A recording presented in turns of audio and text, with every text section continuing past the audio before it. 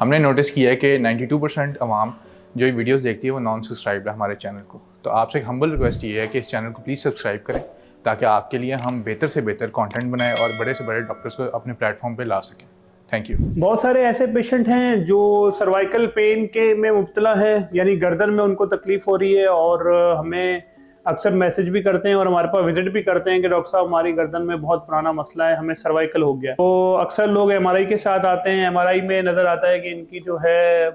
C5 C6 की जो disc है वो प्रोलैप्स है, जिसकी वजह से इनकी रग दब रही है और जिसकी वजह से इनको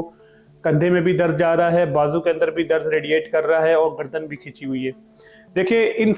सब के लिए अब जो हम करंटली ट्रीटमेंट करते हैं वो है स्टेम सेल थेरेपी और पीआरपी थेरेपी, जिसमें हम गर्दन के मोहरों के अंदर जो है स्टेम सेल्स या पीआरपी को लगाते हैं, जिससे जो रगों पे सोजिश हुई होती है, जो रगों पे इन्फ्लेमेशन हुई होती है, जो नसें दबी हुई होती हैं, उनकी रिकवरी होना शुरू हो जाती है और पेशेंट 2 से 3 सेशन के बाद मुकम्मल सेहतयाब हो जाता है। तो सर्वाइकल पेशेंट जो हैं वो परेशान ना हो, वो अपना ट्रीटमेंट लें ताकि जो है इस चीज़ से उनका इलाज हो सके और वो अपनी अच्छी ज़िंदगी गुजार सकें।